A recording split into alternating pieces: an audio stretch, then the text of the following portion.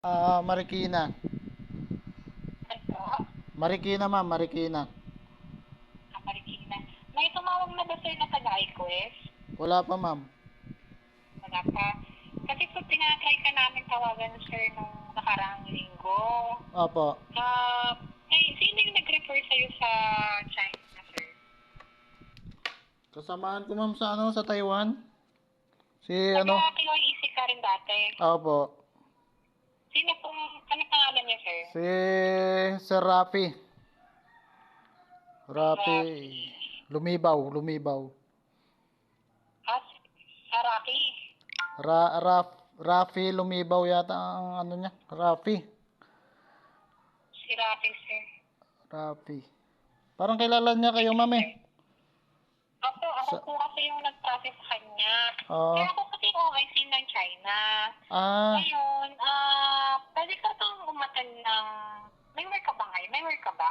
nagjo-joyride ako, ma'am. Nagjo-joyride. Nagjo-joyride ka? Opo. Pwede ka bang sumaglit sir by Monday dito sa office para makapag-file ka ng application? May interview kasi darating kasi yung China sa August 27. Opo. Pero dapat makapag-report ka muna dito ahead. Sige, Extra ma'am. dumaan sa grid sa Lunes. Sige, ma'am. Sige, ma'am. Opo. Yung office namin, sir, doon pa din naman, dito pa rin sa Malate. Oo.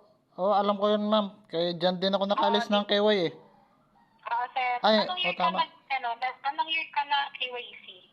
2016 hanggang 2021. 2016 at Opo. Ay, 2021. tama ba? Tama. 2016, 2021. Okay. Sige, sir. Hanapin mo na lang ako, sir, si Rachel. Sige, ma'am. Thank you, ma'am. Room 6th floor, sa 3rd floor, ha? Opo, So, opo. 2016 ka pa uling nagpunta dito. Opo, matagal na rin. Oh. Sir, kilala mo si Raymond Cuenca. Kabatch mo ata yun eh. Raymond Cuenca? Hindi, ma'am eh. Hindi mo familiar. Hmm. Senior kasi kayo ngayon. Ah, Sige sir, anyway, punta ka na lang dito by Monday, ha? Daan ka na lang. sige po, ma'am. Sige po. Mga anong oras ka kaya makakarating, sir? Titignan ko, ma'am, depende sa panahon. Baka parang naggagawa na naman ng bagyo ngayon, ma'am eh. Okay. Sa umaga, ma'am. Sige, Umaga. sir.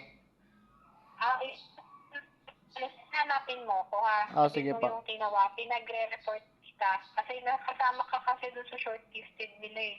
Sige po, ma'am. Okay po, sige po sala. Ay, sir, kakilala mo yung COE mo ha, ng KYEC. Opo. Sige po. Tapos yung TUR diploma, tsaka passport. Okay, ma'am. Sige, ma'am. Okay, salamat. Thank you po. Patay. So, ayan. Tumawag sa akin ng iQuest. Pinagre-report ako kasi kasama ako sa listahan ng mga engineer sa China. So, kasi direct hire na tayo kasi andun na yung mga kasamahan ko dati at saka yung company sa China branch nung dati kong company sa Taiwan. So, hindi na ako mahirapang mag-adjust sa mga makina kasi dati ko na yan hawak. Kumbaga, so dati akong preventive maintenance, isa ako sa mga nagre-repair na nag-maintain ng mga handler, ng mga tester, at the same time nag-support din ako uh, sa production as setup team. So alam ko yung trabaho ng setup team, alam ko yung trabaho ng PM team, at ganun din sa tester team kasi isa din kami yan sa mga nire-repair namin yung tester. May konti akong kaalaman sa pagre-repair ng tester, pag-diagnose, pag-calibrate. Ganun din sa handler, marunong din ako kapag may mga damage, kami rin yung tinatawag. Marunong din ako mag-teaching alignment.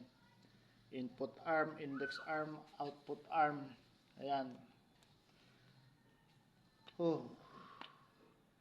Ang requirements ko ay nasa Philstar bound to Guam. Nakapasa ako sa Guam as electrician.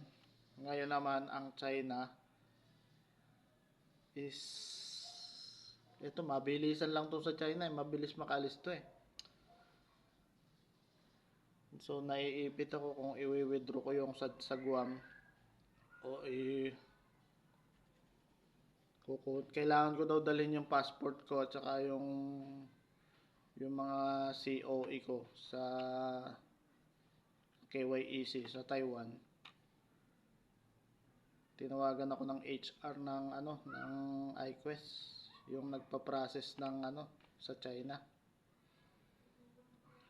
Siya yung may hawak sa China. So pinagre-report ako by Monday. And then formality interview ng 27 or 28. I-withdraw ko ba yung apply ko sa Guam or aantayin? Bahala na.